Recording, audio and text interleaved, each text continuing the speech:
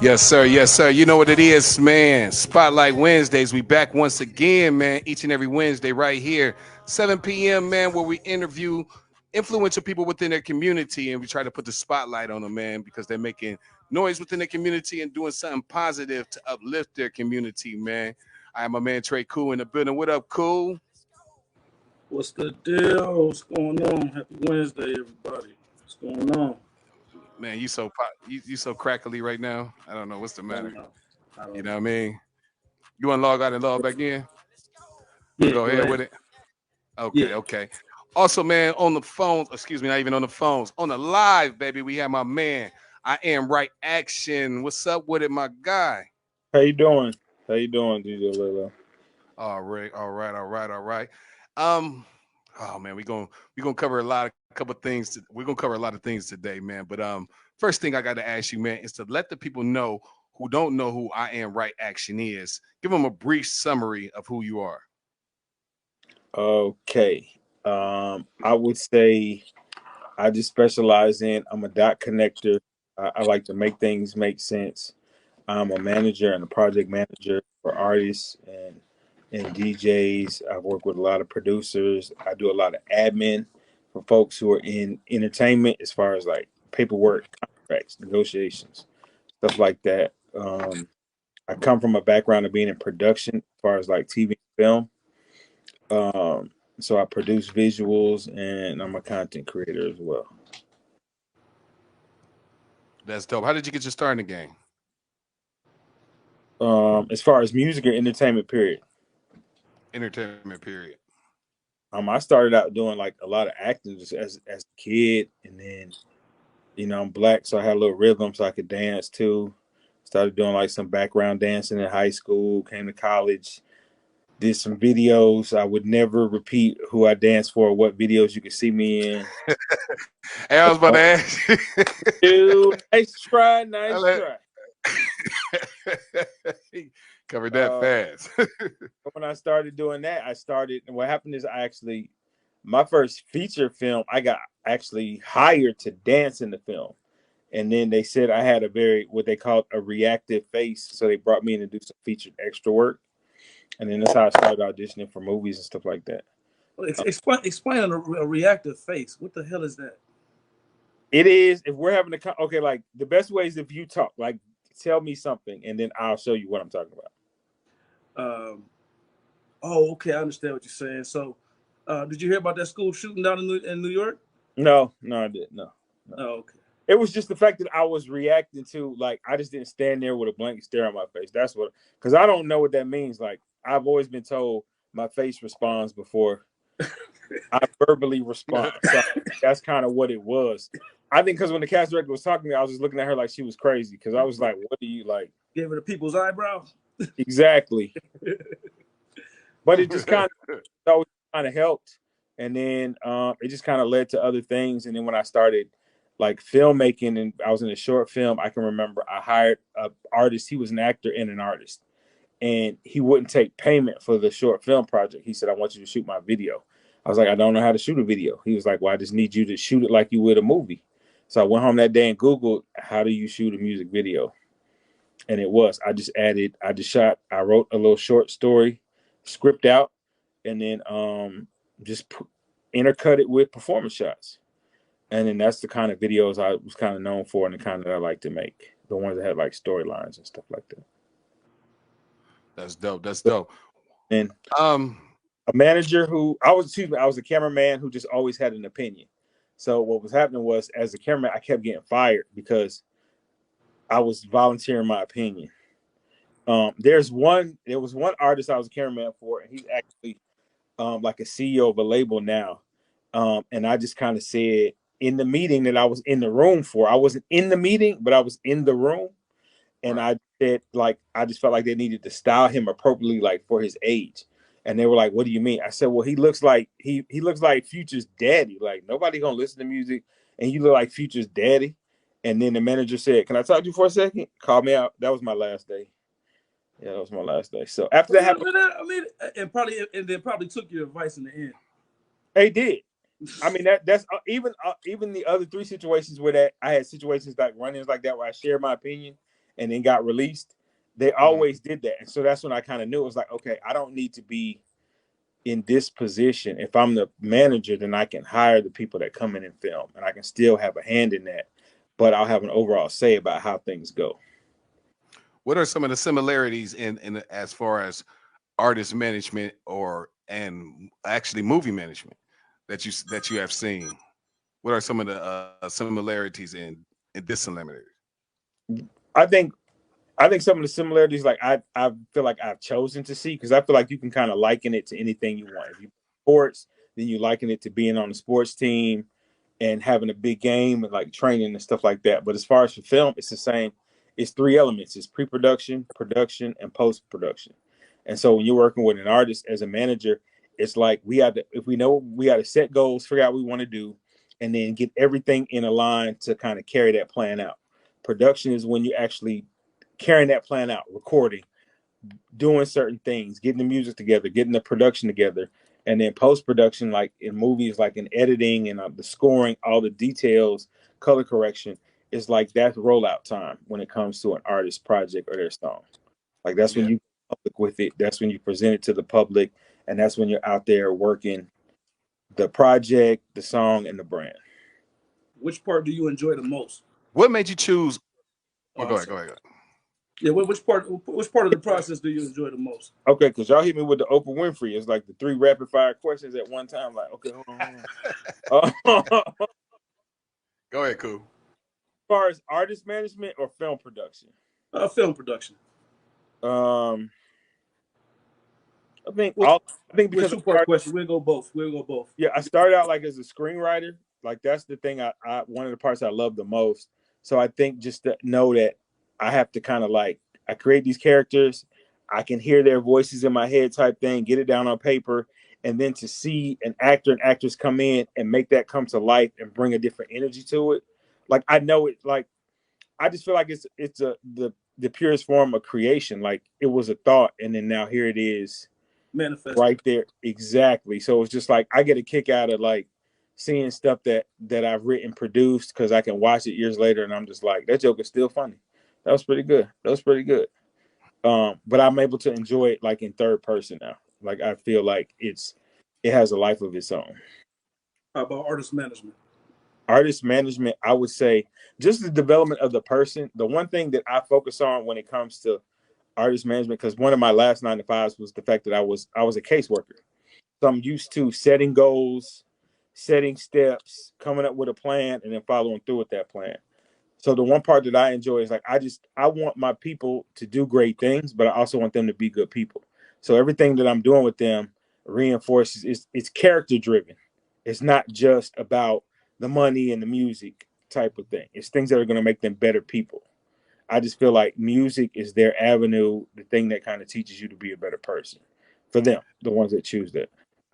It's kind of funny because I got I got a movie background as well, but I just want to know, how do you balance your lifestyle, because we all have dipped into the artist management side of things as far as the music. How do you balance your regular life with artist management? Because when you're a manager, we all know that you have to give that artist damn near 90% of your time. You know what I mean? So how do you balance that with your own lifestyle? No, you don't. No, you don't. No, you don't. When I was a caseworker, I had 40 families. So for me to have 4 or 5 clients, a lot of time for myself. And you have to set certain, like, I'm connected with my people, but it's certain boundaries. One of my clients, he's famous for telling me, he was like, no one has mastered stopping a conversation better than you, Charles. Like if you don't want to, if the conversation, you decide the conversation's over, it's over. Like it's nowhere to go. Like you know how to shut it down and say this is we're done.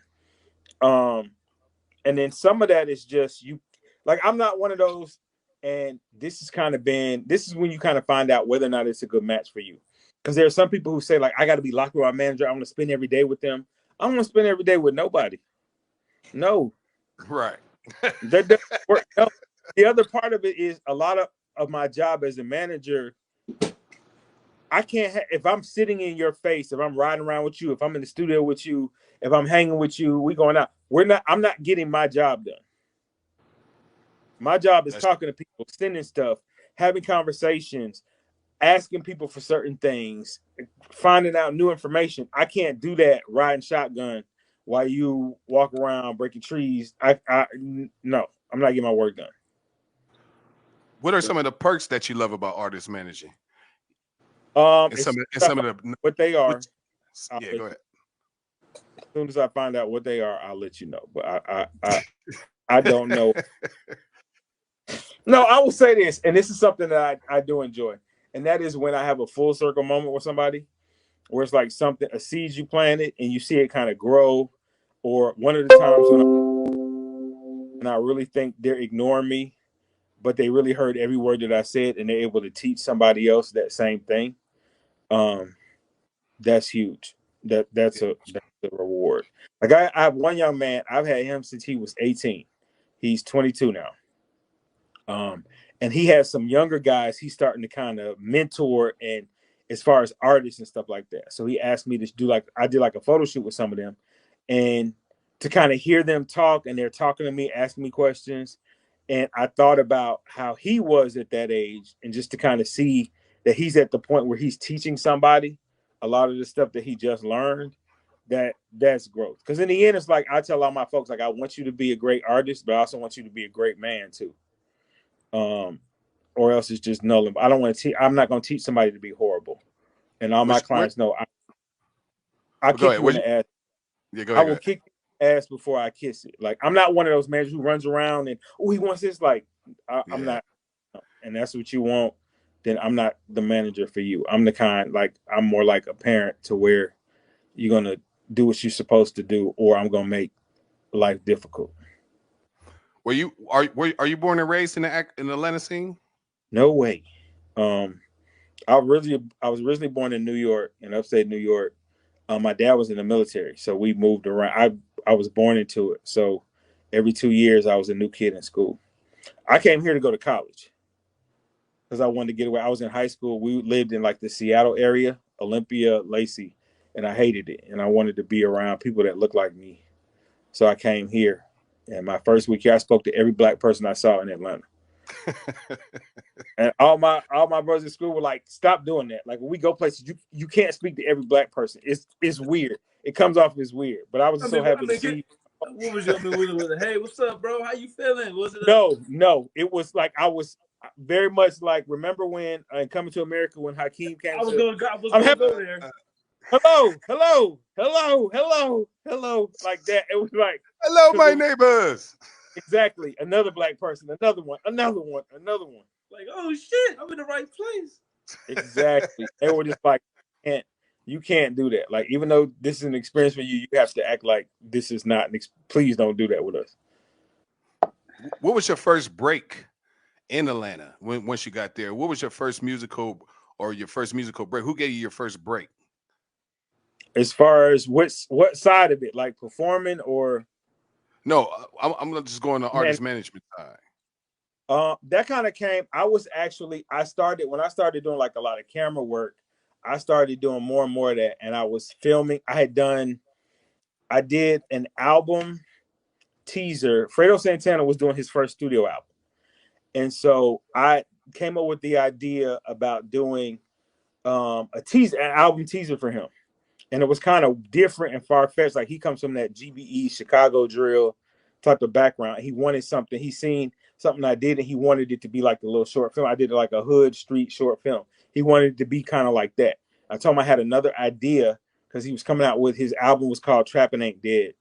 And I came up with the idea to shoot something in black and white and make it like a retelling of Frankenstein's story, except with him.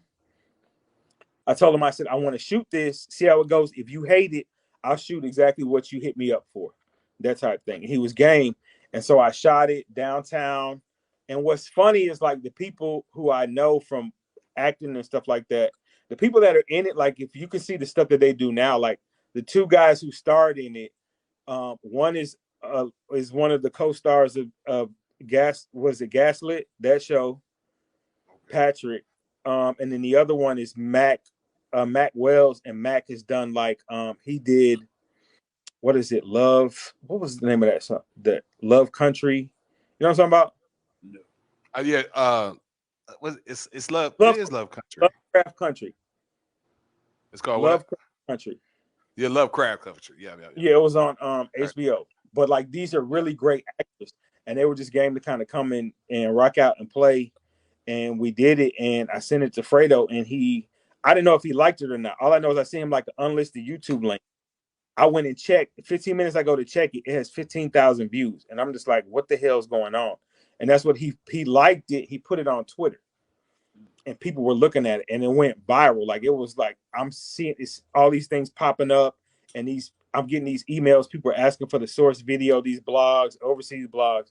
So that was like a big break because the way Atlanta works is if you strike outside the city, then the city has a need to claim you and keep you engulfed in its own culture.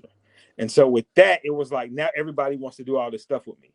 And I ended up getting a job filming a radio show at an internet radio station, and the station was owned by Deb Antony.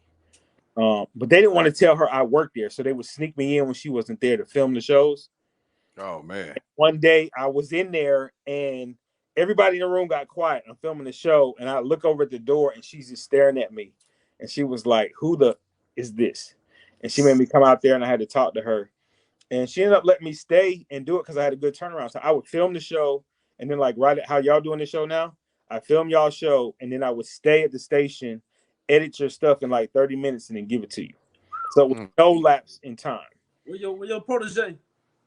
I taught other people to do it because even when I did like tour stuff, I always did 24 hours. I partied when I was younger, but when I started doing camera work, I didn't party with the people. Like I don't drink, I don't smoke.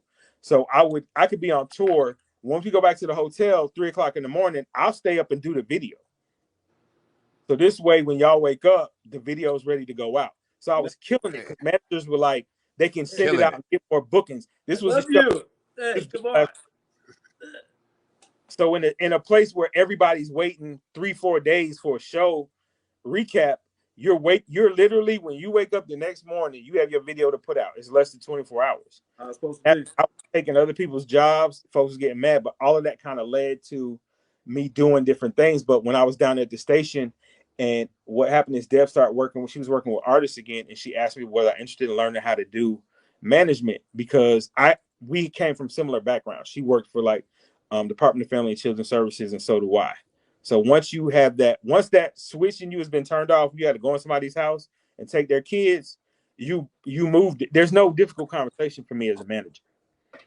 I could talk about money. You could tell me how you don't like my artists. You could tell me how you don't. You see what I'm saying? Like I can if I can go in your house and say I'm taking your kids right now, what can I talk to you about?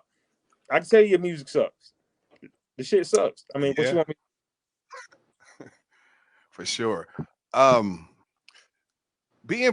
this is kind of crazy. Being from New York, and like you said, you was in a military family. How did you first take to the Atlanta sound and Chicago sound coming from New York? You know what I mean? Because because okay, with that, it's like that was my foundation because even though we would go back and forth and visit and stuff like that when we were in between stations, and sometimes when we would just go like during parts of the summer. But I also like being from a military background, how you grow up is so different. I didn't grow up in a concentrated urban area. I saw that when I went to New York, but when I was at home on a regular basis, it's like me and my sister stood out because we had 2 Black parents. Everybody else they were all interracial couples, different countries, spoke different languages. So it's kind of like a true melting pot is what I kind of grew up in. So I'm familiar with I know all the different types of Asian. I didn't grow up thinking like everybody's Chinese. Like I know it's Filipino, it's Laos, it's Thai, it's Chinese, Japanese, Korean. It's the difference how their food tastes, the music they listen to. So you're influenced by all these different things. And so you grow up with a more eclectic taste. And so that's why like my mind is more open to sound than the average person. So like when I heard Atlanta music, it didn't bother me. And then it was like I was here in college having fun and dancing to some of these bass videos. So it was like all of that. Yeah. So like when those come on, I just put my head down because I don't want people to look at the screen and then look at me and be like, yeah, that's you, Charles. That's not their business. Oh man. So it does. And that's the thing. The first thing you do to take yourself out of a good position with music is judging it, and I can't judge it. Like if I don't like people ask me all the time, do you fuck with it? You like it? I'm like, it doesn't matter if I fuck with it. Like I'm selling this stuff, I have to move it. You see what I'm saying? Like it comes down to what I listen to for my pleasure is like 90s R&B. I like 80s. I like country music too. But I grew up in a space where I had a best friend who was they were white and they were from Mississippi. They listened to country music and wore hats. And yeah, you got one of them hats for as a birthday gift. Like they don't care. You see what I'm saying? When you're around, when you get to, and that's the thing, like what we don't realize is we have so much more in common with each other than is different. And when you're able to get to know people past those pretenses, then you're going to connect on certain levels. What's a moment that you actually got a chance to sit there and think to yourself after coming from New York to Atlanta and just sitting there saying, I'm actually doing it? What was that moment for you? I think for me, it's like when I close the deal for somebody, because I know it's about to change their life, good, bad, or indifferent. Like I always want them to be ready for that change. And then just to see my part in it, whether I am the person who formulated the contract, whether I'm the person who negotiated the contract, you see what I'm saying? Or even just prepared them for that situation. So those, I don't really I don't kind of sit in those moments because it's always something that needs to be done. And like the running joke amongst my clients is like they'll win a Grammy and they'll say something nice about me and I'll tell them to shut up and go record at the studio or something like that. They're like, you just don't. Because I pride myself on treating people consistently bad, and I don't ever change up on that. I will never switch up on you. I would be as rude as I was the day I met you until no matter what you accomplish. Like the one thing you can count on is I'm going to be consistent. That's dope. You're definitely making a mark down in the Atlanta scene. You are responsible for a lot of the new wave artists that's coming up in this period. Who are some of the artists that you had the pleasure of working with, or some of the people that you had the pleasure of working with? Okay, the ones that you want me to actually mention their names? Yeah, if you will. Your name drop wouldn't hurt. I'm not. That's so like. That's not true. It's not natural for me. Like anytime somebody does that, like when they're just overselling it, it just seems weird to me. Only because like one time when I was doing videos, I had somebody name drop my name to me, and I was just like, wow, for real? Can you link me with him? It's my nigga, bro. I got you, bro. Got you. You shoot me 250, and I'm gonna set up the meeting. I was like, oh man. But I've been able to work with. I know, like when I was junior manager under Deb, she had Cash Doll at the time, so that was the best training ground for what I kind of learned how to do. She had Cash Doll. She had like new groups. It was a group called Good Money. She had an Asian group at the time.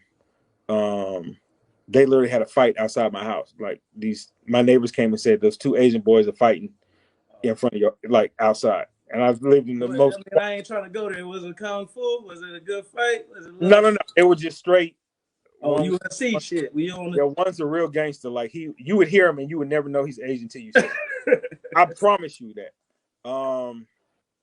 I worked with Money Moo. I worked with the producer Mondo before. I've done a lot of spot work with folks. This is weird. This is hard for me to say. Like I'm trying to think. Yeah, and then, I see. It's like the young guy who I work with, the one I told you who's like 18, who's 18 and he's 22 now. He's doing really well. I just recently started working with this kid, Sammy 1K. I sent you his record last week. Excited about that. I'm about to actually close with somebody else tomorrow. So I'm just waiting for them to come back off a vacation and we're going to close that and I'll be able to talk about them if y'all have me on next time. So as soon as I close with him, I'm sending y'all a shitload of his music. It's great. Go ahead. Okay. Do you just take anybody, or how do you select who you deal with? No, I'm an energy person, so I'm going to need to talk to you, and I'm going to need to meet you. What is weird is if I match energies with somebody who tells me I've only recorded this one song, but their energy is good, and I feel like I can do something, then I'll work with them. I've had people who have deals, and I can't fuck with you. There's something about you is telling me, I'm looking at you yelling like you got a road manager and you yelling at this man. Well, at this point, I know you yell at me like that, I'm gonna knock the shit out of you. Like I'm not going. This is not gonna work. We're not the same. And then one of my clients I have for a minute who I really enjoyed working with was SD from GBE. He was just very, very talented. In the end, we kind of like, and like this is the thing: some things will run its course, and you have to kind of know when it's run its course. And I'm just really big on that. Like, I don't feel like if we get to the point where stuff is getting contentious between us, then we don't need to continue. You understand what I mean? Yeah, definitely. You all right, What you baby? going? Yeah, I was all right. I was trying to hold that in real quick. Jesus Yeah, no. Christ. Yeah. But being in the Atlanta scene, as we have seen on numerous television shows now, and I just posted yesterday. They said that there's going to be a bust of Atlanta gangs every 2 months from the same people that busted YSL, and that's the Fed from the Feds thing. They said they got to look at it. That they said every 2 months. Right now, they can expect every other month there's going to be a big bust of a Atlanta gang. How is Niggas is moving. the scene? Yeah, how is the scene? I mean, of course, every state has gangs. You know what I mean? But how do you feel about them using rap lyrics against these people? You know what I mean? Because a lot of people fabricate their lyrics. You know Then what I don't do mean? it. I wouldn't do it. I wouldn't do that. But I've been a big proponent of this because I've known for a long time they were doing this. Because people were able to show me like where they were when folks tried to get indicted. Even as a manager, my name was on the paperwork, not in a bad way, but just like when they're doing a rundown of the person, like just kind of running down their stats. There Yeah. was my full name, my full address, my phone number, and then they would comment like, "I really feel like this person's only relationship with them is having to do with their music," and it kind of matches up because there are times where I'll get a call on my phone and they'll ask me, "Do you manage so and so?" And if I answer yes, and then they'll just hang up, like they don't, it doesn't go past there. So then Dang. what happened later on, it made sense. When I did videos, one of my clients got arrested, and I'd done like 20 videos with this young man. I got arrested. He told me, he said, when they took me in the interrogation room, they were playing the video, they were playing our videos. And he said, I had to let them know, like, Charles comes from doing like film TV. So the theatrics of what he can pull together is different than the average person pulling up to shoot a video. Because it was one video, like, I'm really big on production wise, like I like horror movies. So I'm big on like gore, like blood, and I think we made it look like the man was trying to hurt him. He killed him, and then he was burying his body. Like that was one of the performance shots. He was digging a grave, and they were just like when they Take us to this. Take us to this spot. yes when Take they, us to this location. when they arrested him, he was laughing because he was like, y'all so country. This is not real. This man is walking around. I took a picture with this man. That's what they were saying. Like they're picking and choosing what they choose to use against somebody. Because in the same token, they did that. He said, "Go to my Instagram," and there was a picture of him, the actor who was bloody, dapping each other up, posing for a picture. He said, "But y'all didn't Wow. look at that. Y'all the video asked me, that I kidnap people and do this. Just stop." So it's like it's not fair because it's sort of like this. There are white actors who make movies, and if they hurt somebody, they don't turn around and use their past roles and say, "Oh, you did this, you did that." Besides that, it's country music. If you actually listen to country music, you know they be Well, saying some shit in country music, yes, yes. and they don't use that. My wife left me for my best friend, and he moved in the house, and I still live here. I sleep in my son's room. They say all types of stuff, but it's not. But we also know, like, I'm very aware. I'm a black man in America, and the rules that are made and printed don't necessarily apply to me. Do you feel like it's an attack on the hip hop industry right now? Yes, but at the same time, I also feel like I don't. I mean, I'll probably be the lone wolf to say I'm not gonna cry like, "Oh, why are they doing this?" I mean, because if I yell fire and you show up with the fire trucks, and I'm like, "What are you doing?" Like, what you doing? But I'm the one who was yelling fire. It's the same principle, and I think folks don't. I think folks don't realize like I said this earlier when I was talking to somebody, and that is your subconscious and the universe doesn't know the difference between a joke and a lie and a thought. Like, it's all the same. Your body responds to it the same way. So you can't keep, if you continue to put certain things out there, that stuff doesn't go away. And the other part of it is, for the longest time with hip hop, the things that are negative and that are pumped out to young people are celebrated and money is put behind them, but it's destroying other people. Like, I just don't feel like you can put certain things out that destroy other people and feel like that energy is null and void and it has nothing to do with you. And that's just with anybody. Like, I just encourage anybody to be a responsible artist. Like, you can be an artist, just be responsible with it, because the other part of it is you perpetuate. If I tell you I'm a stone cold killer and then I get accused of some, or like say I'm a thief, I say that I'm gonna steal, but I'm gonna come in there, I'm gonna take all the mics, I'm gonna do all this type of stuff, and your stuff is missing, and then I'm confused on why they come in to get me. That's Yeah, dope. I mean, I'm with you because once they got to playing back the thug lyric, young thug lyrics, and I'm like, wow, I'm like, yeah, I mean, what It's can just you really, fair what can because you really, it's you not done. know? It's not done like that across the board. Like, it's not even done to white police officers who gunned down young black men Right. who were filmed doing it. Yeah. And that's what amazes me, because in this situation with YSL is y'all want to take somebody's lyrics and say, oh, it's almost like he confessed. No, it is not.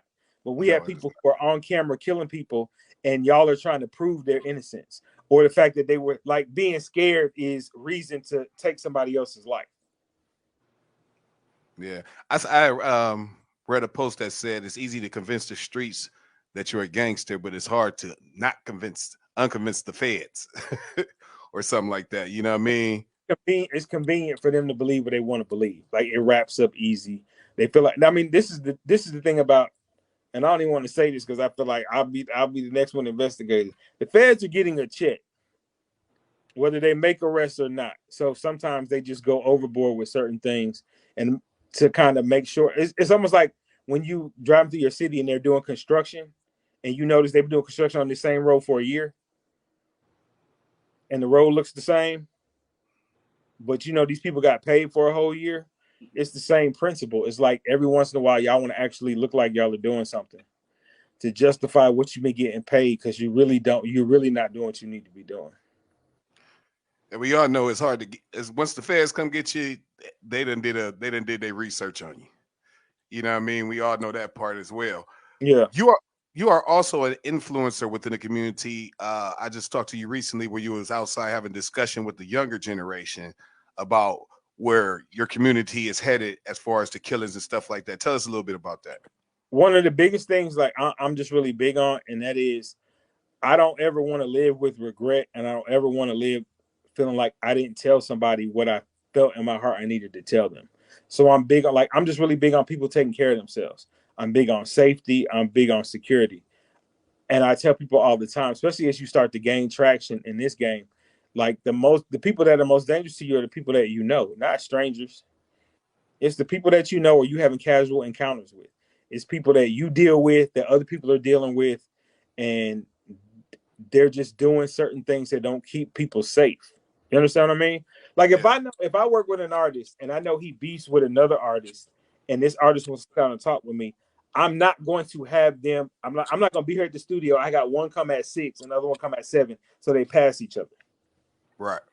I'm not doing that. But the other understanding is, whatever issues y'all have, like, I just don't believe in violence in my presence. Like, I'm not going for that. So, like, that's going to be disrespectful towards me if y'all decide to be petty and not have a conversation about what the real problem is. And that's where a lot of violence comes through, especially as black men, is because we don't, as black men, we're not taught to say, DJ Lalo, when you were coughing because you were smoking during the interview, it hurts my feelings. We don't say that. I say something disrespectful, you say something disrespectful, and then I shoot you. Yeah. We'll do that before we say, oh, you hurt my feelings. We're Yeah. not taught to do that. And this is the reason why we're more comfortable pointing a gun at somebody that looks like than saying, I don't even know if you did it intentionally. Because most time we hurt people's feelings, it's not even intentional. I think it's real more sad that a lot of people that they shoot out of fear. You know what I mean? Just because the way this generation is now and the way outside is now, a lot of people shoot out of fear, not and get caught up in certain situations. I ain't gonna say this is pertaining to this particular situation with YSL or anything like that, but I'm gonna have to hit you because I think you're gonna hit me. You know what I mean? Type thing. Yeah, And I know a lot of real folks that are not here because they had an interaction with somebody who was scared of them. And the person who was scared didn't, it was no rhyme or reason. I'm scared. Let me shoot this person. yeah, But it's just the time that we're in. I mean, things are just different now. I just come from a generation where you like everybody had fight, like you fought. Like it's like you don't, they scared to fight now.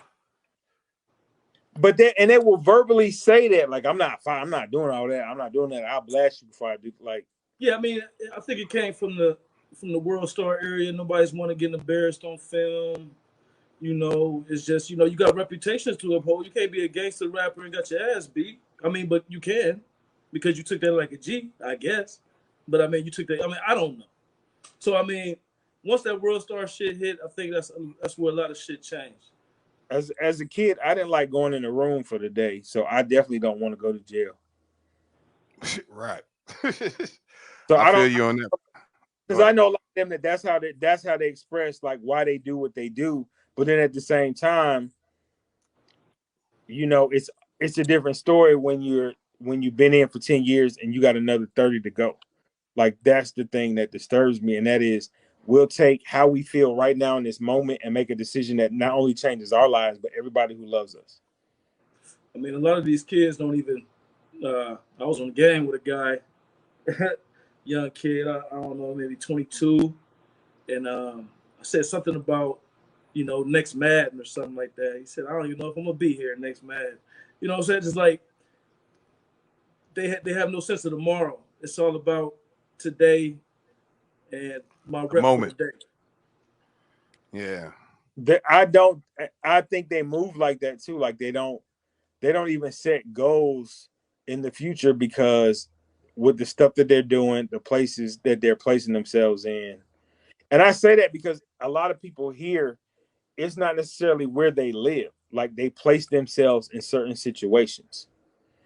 You see what I'm saying? Like their parents grew up in certain situations that they don't even live in, but they go back and they recreate that. Like that's just like my parents grew up and met in the projects. We weren't a lot, like we could go back there to visit, but you staying there? Oh no. What do we leave for if you're gonna go back there? True. True. We can spend all day on topics, man, and I Yeah. appreciate you for giving your insight on that. But I want to get into a little bit of your artist music and stuff like that. The guy Okay. 100 Ball, tell us about him. Hunter Ball is from Macon, Georgia. He's a young cat, very, very smart, very, very driven. The one thing I like about him, and that is we do like I normally put them through like a paces where we do like a live show rehearsal. And normally I have a collection of videos where they always throw up on their first one. And he didn't throw up, but it looked like he was begging God to throw up, like he really wanted to. But the thing was, he kept saying throughout the whole thing, he was like, Charles, this is the worst it's ever gonna be. I'm gonna be ready. I'm gonna be ready. I'm gonna be ready. I fuck with that. Like that's the whole point. Is like you want to drive past. Everybody wants Drake's career, but you don't want to do the work that Drake does. Yeah. Like you can't be doing a show in a club, a smoky club, with your whole track playing and you rapping over the track and you sound nothing like the track and think somebody's finna pay you $50,000 to be in an arena. It doesn't work that way. So I like to get them prepared for what it is they're doing, and that's the arena. But he makes great music. He works really quick. Um, he's a good kid too. He comes from a good family, so he comes from good people. That's dope. We're gonna get into his song right now, man. This one right here is called Juice. 100 Ball, man. My man, I am right action is online with us right now, man. Pay attention, man. 100 Ball right here, man. Let's get into it right now. Speaker Leakers, you heard it first.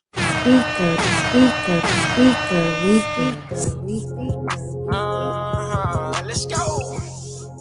Yeah. Exotic pack. Turbos in the I'm talking John Moran. Turbos in the air, they new exotic pack. New Marjacker for my bitch, that just don't hold got water and gave us some red. At the bar, she know we can go tip for tat. Spins on my garment, got grab like a phone. When I step in the booth, heat it all like a sauna. I'm here in my denim, been dogs in the corner. We serving that dough, now we stay in the blow. Fucking the billet like Riri. Give a dick from the size in the hole like she easy. Cut in your butt like I come from the D. Wanna see me, then put on your 3D. We gon' be ready, money, we go rap for rap. And these niggas still stuck in the D League. On a whole nother level, been stacking the cheddar. My side bitch, she cool with my new bitch, she well. I don't know what to tell her, I'm back on my grind. I'ma buy a new lure and I find me some time. I'm all in, all in. Young nigga hot, tell me who. Young nigga stalling, stalling. Big body being yeah, couple of cheddar. Fetty the guac, gotta run to them face of the spike, got too high, gotta lay low. In the trap, in the fit, and I'm stepping, he's skidding, you screaming and shit like it may roll. We get fly, we online. Took the bitch to the trap, to get her a time. I don't know about your mans. When you walk in the spot, gotta smash some bang. John Moran. 12 O's in the air, they new exotic pack. New Marjacker for my bitch, that just don't hold got water and gave us some red. At the bar, she know we can go tip for tat. Spins on my garment, got grab like a phone. When I step in the booth, heat it all like a sauna. I'm here in my denim, been dogs in the corner. We serving that dough, now we stay in the blow. Fucking the billet like Riri. Give a dick from the size in the hole like she easy. Cut in your butt like I come from the D. Wanna see me, then put on your 3D. We gon' be ready, money, we go rap for rap. Man, these niggas still stuck in the D League. All my diamond be hitting, I'm feeling like move like I'm two by car. My dog got a juice. On the walking designer, she call me salute. Since a nigga start rapping, he hoe by the two.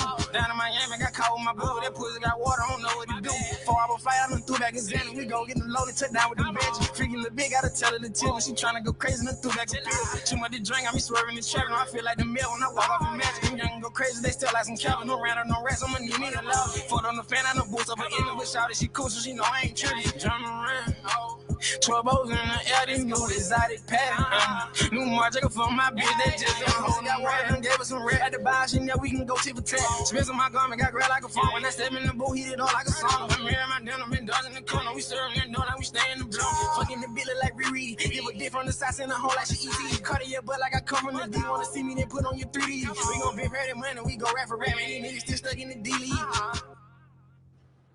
That was Juice right there, man. Excuse me, that was 100 Ball right there, man. The song was called Juice, man. We actually played this yesterday, or was it yesterday? What's today? Yeah. Wednesday? Yeah, yesterday. Yeah. We played this yesterday on the show, man. How big are you on sound quality? How do you go about picking? Okay, this is going to be the single that we put out there. Yeah, I'm big on that. That's actually that song is produced by King of the Court. He's a young producer here in Atlanta. This man is nominated for 5 Stellar Awards. So like he's been able to transfer. Oh, he goes from hip hop and gospel stuff like that, contemporary gospel.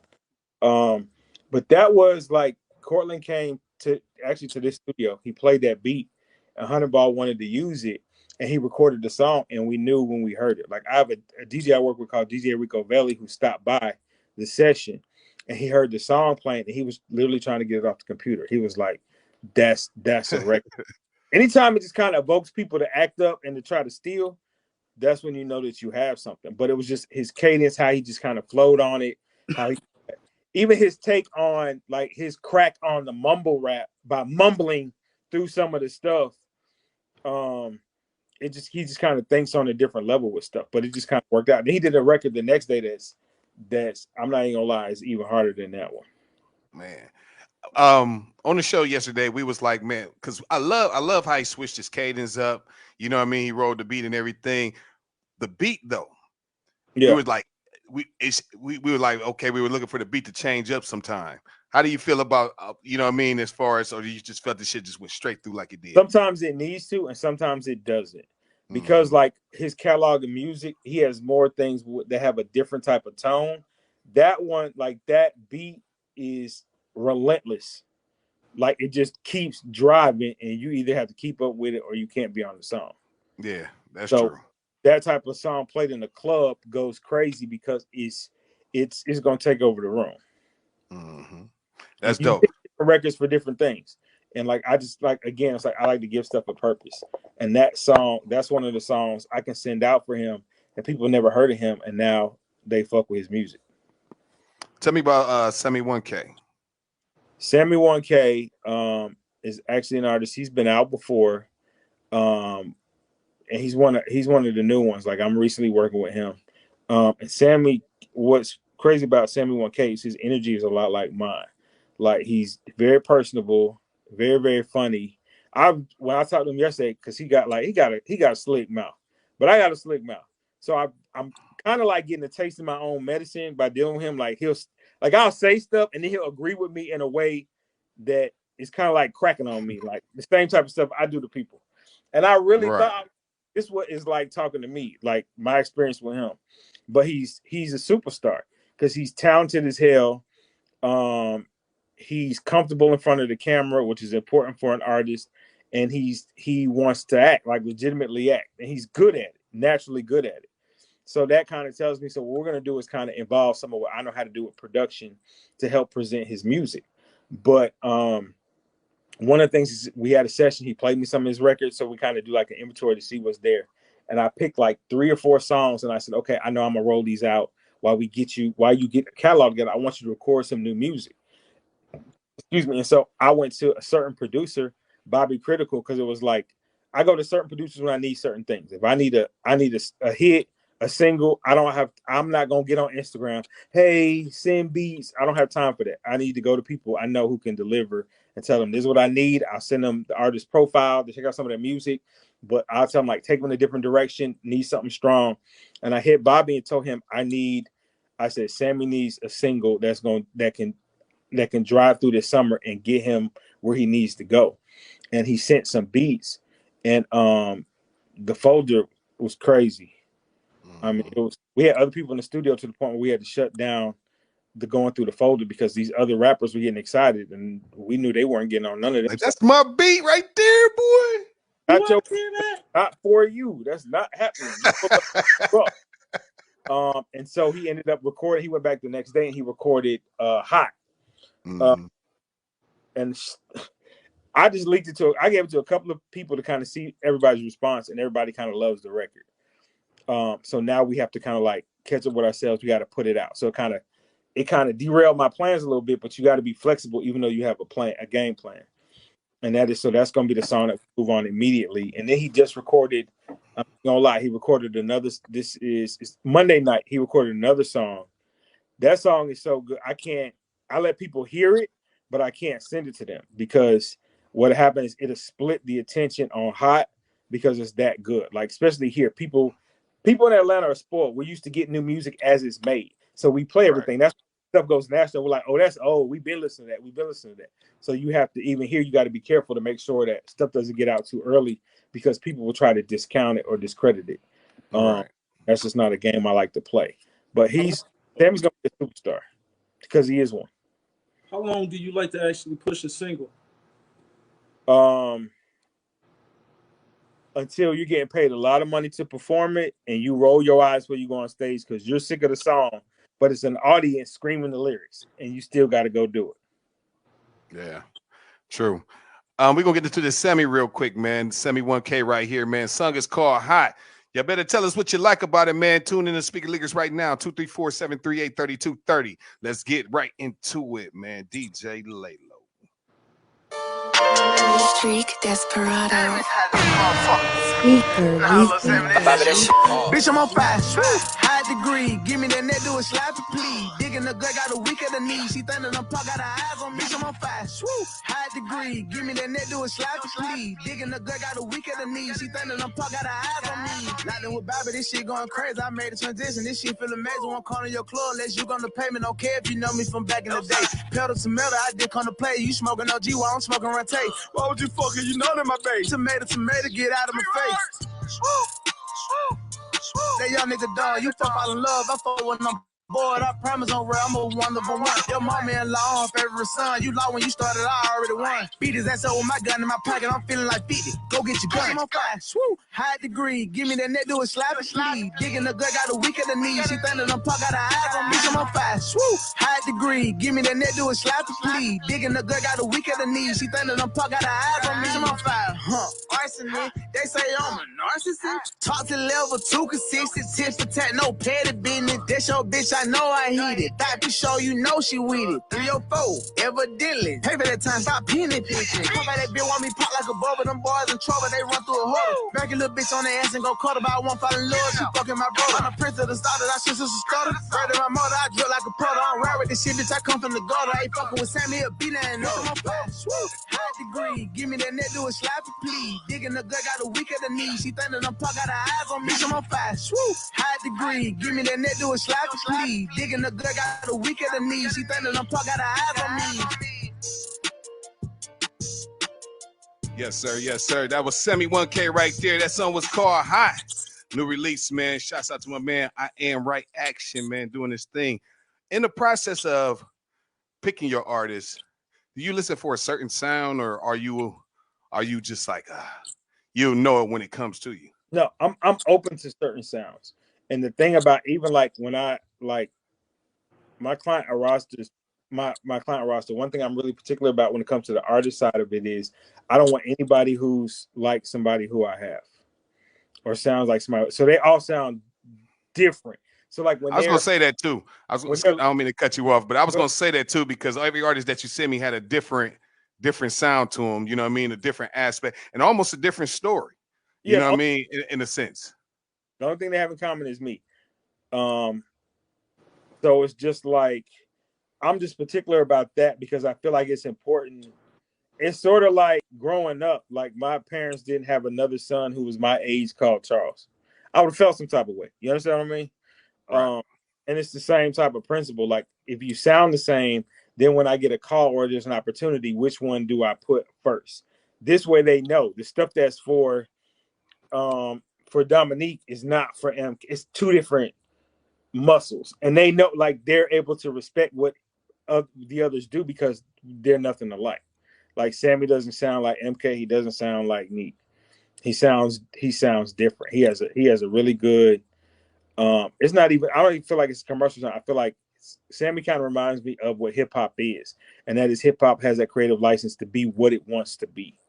He kind of really puts me in mindset of a lot of the artists that I grew up on because they were versatile meant something different back then than it means now. Like right now, people feel like if I'm versatile, I could do pain music, I could do trap music, I could do drill music. No, versatile used to mean people did music and they were able to do what they wanted to do on the track, and all of it was always good. And he has that type of thing. It's like he adapts to. He can ride the beat. He adapts to it. He comes up with stuff where you're kind of thinking, "What in the world made you think of that?" But it fits. And that's a talent, and he's a showman. So that's the other part of it. Like he can put on a show. He is the show. So those are all the elements that make it easy when it comes to presentation. Are you finding these artists or are they finding you? What's crazy is like my first interaction with Sammy was in working with DJ and Dirty, who's a huge DJ in Atlanta. Sammy had hit me up because he was trying to get one of his songs in rotation, like over a year ago. And I hadn't heard from him, but I checked out he sent the music in and we checked it out. We didn't end up doing a promotion at that time, but I just kind of I just made a note, like his kid is pretty good. And I fuck with him. He was one of those who was like, okay, if I had a chance to work with him, I would work with him. And it just so happens this year's like he hit me up on some like I need to get right. And I'm one of them folks like I don't advertise what I do. Somebody either you ask, you're saying you need this, you need that, and somebody brings up my name because they know. Like people have always just caught me working that type of thing. I'm not taking out Instagram. I'm not sponsoring ads saying, "Hey, I am Right Action and this is what I do." You have to kind of be in the know to know. And he hit me up and we kind of talked and then we linked. And I heard the music and we said, okay, this is what we're going to put together. That's dope. So when you got about like, I don't mean to cut you. Go ahead. Most of them find me. I mean, it's kind of like a balance in there, but most of them, yeah, normally they come from somebody who I know. Cause I would like, if you just walked up to me at Kroger and asked me, can I help you with your music? I'd say, I don't even know what you're talking about. Like, I'm an accountant. He said, I'm an accountant. But people know what you do. I saw you yesterday. No, you didn't. I saw you at his video shoot. No, you didn't. He just looks like me. There's a whole bunch of people that look like me. That's That's funny. That reminded me of that story where I told you a girl spotted me on the camera and said, "That's you." I said, "No, it ain't." Yeah, no, No, no. it's not. But we only got about 7 minutes left, man. So we only got time for about 1 or 2 more questions. My last question is: if you had a person who's inspiring to be in your shoes and do exactly what you do, what type of information would you give them? Don't do it. Don't do it. Run. Don't do it. Don't do it. Don't do it. I would know. I would say this, and that is, um, you got to have a love for. You have to have a why on why you're doing this, and if you understand that, then it'll make sense. And just be prepared for anything. Like, no, I would say like you're adopting a grown person who knows everything until they mess up, and then they just need you to fix everything. As long as you know that, then you're okay. So, All right, 2 quick questions. What is your why? why am I doing this? I think it's low self-esteem, but I don't know. He Like said, I always like helping people. That's the first thing. And then a lot, I'm not gonna lie, like I know some people who get into this and they're doing other things to take care of themselves. So I move differently at a different pace because I know that nobody retires from those jobs. And I want them to retire from music and owning Taco Bells and not that other stuff. Um, and is promotion and marketing an artist harder or easier than 10 years ago?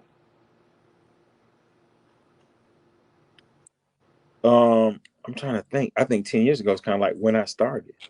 Um, it's just different. Like I deal with folks that got budgets now, so that Easy. makes it feel different because I know the big stuff I used to say difference. so nice to do this, we can actually do. You see what I'm saying? Um, so I think it's different. I think the one thing about this, and that's the other thing, is you have to have a muscle that is flexible. You got to constantly be learning new things because the music industry is going to be different in another 5 years than it is right now.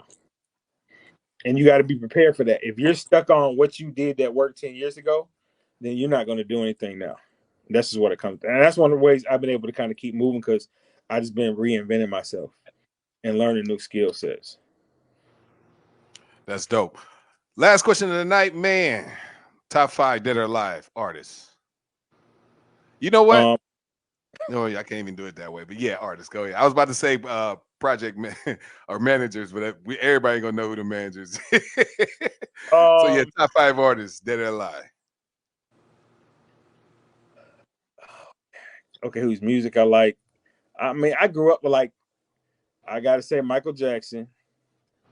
Like I didn't want to go to school when he got burnt in the Pepsi commercial. My mother made me go to school. I did not want to go. I didn't know. I was like, I cannot go to school. You take your ass to school today. I can't. I don't know if Michael's okay. Michael will be okay.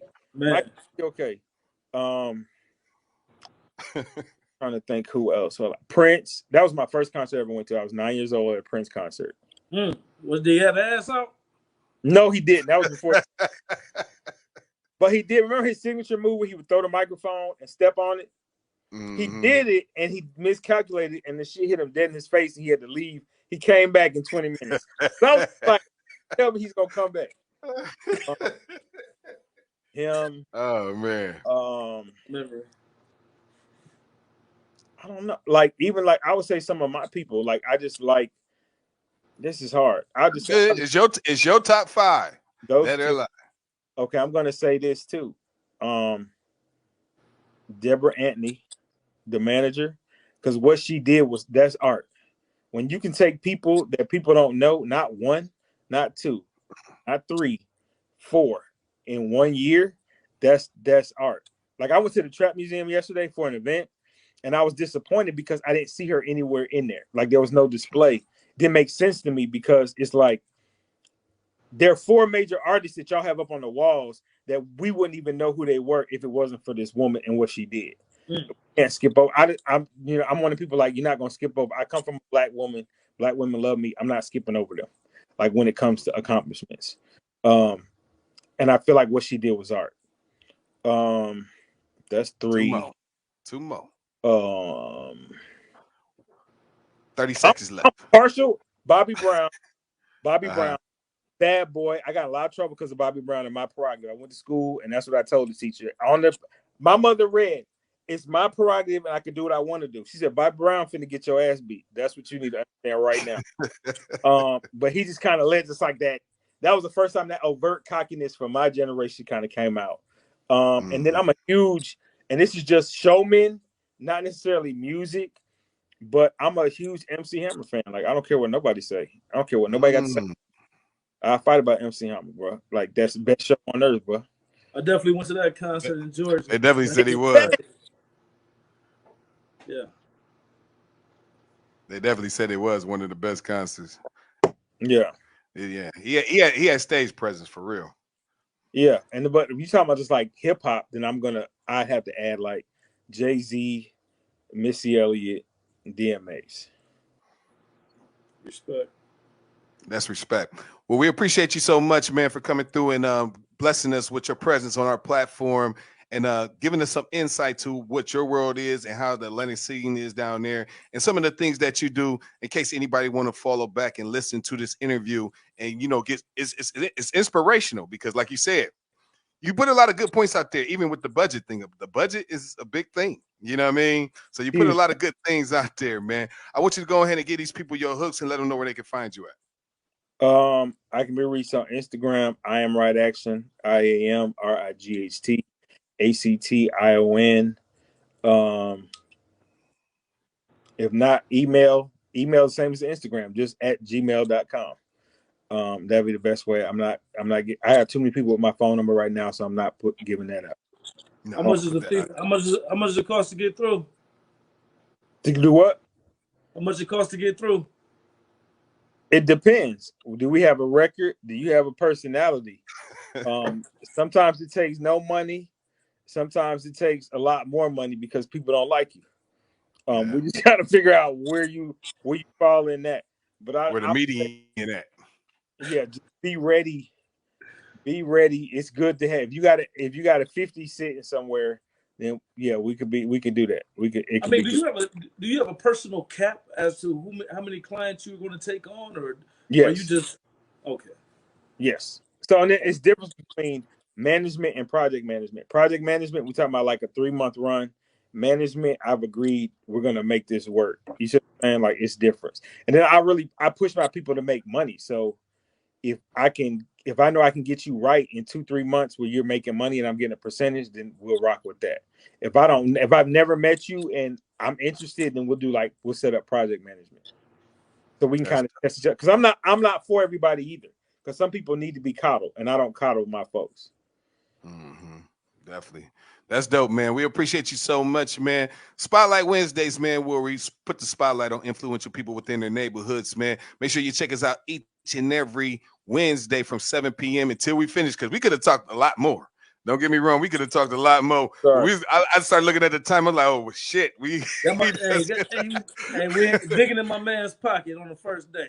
You feel me? So definitely, we're gonna have you back on the show as soon as possible. You know what I mean? Because we got a lot more other shit we could have covered. We didn't even get to the one-way street how we originally met. You know what I mean? Type shit. Okay. Oh yeah. Yeah. What's up with guy? He's still out here doing his thing?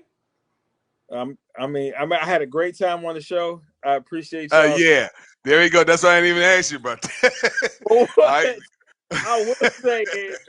I will say is like those records. Hot is not out, and every DJ in Atlanta does not have Hot. So I'm looking to see. I really want to see who's gonna break that record first. Mm-hmm. And you played 2 records that aren't out yet. Like I didn't give those records to everybody. Everybody don't have juice yet. We do, baby. That's what we do. Speaker leakers, man. You know what we do, man. But definitely, man, I appreciate you so much, man. Definitely be in contact with you very soon. We out of here, y'all. Thank y'all for tuning in, man. Y'all can find us tomorrow. Tomorrow is what? Thursday? For the Good Morning Mix, me, Trey Cool, and the rest of the family wake up Deanna K with the Deanna K Show. And my man Big Bree with sports, man. Make sure y'all tap in with us, man. We out of here, man. Till next time. Let's get it. Thank you. Yep. Appreciate it.